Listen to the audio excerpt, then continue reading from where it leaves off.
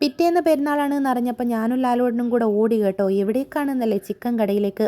എന്താ ഞമ്മക്കും തിന്നണ്ടേ പിറ്റേന്ന് ചിക്കനും ബിരിയാണിയല്ലേ അല്ലേ.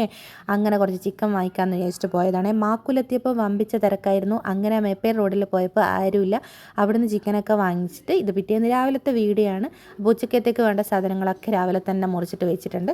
പിന്നെ നമ്മുടെ ചിക്കനൊക്കെ കഴുകി അങ്ങോട്ട് വെച്ച് ബാക്കിയുള്ള കളിയൊക്കെ അമ്മേൻ്റെതാണ്. അപ്പോൾ വസുത കുറേ നേരം കരയും, കുറേ നേരം ചിരിക്കും. അങ്ങനെ ഓരോരോ കളികളാണ്. അപ്പോൾ നമ്മൾ ബിരിയാണി വെച്ചിട്ടില്ല, ചിക്കനെ ആക്കിയിട്ടുള്ളൂ. ബവീച്ച് ലേശം ബിരിയാണി വെച്ചിട്ട് അത് കൊണ്ടു തന്നിട്ടുണ്ടായിരുന്നു.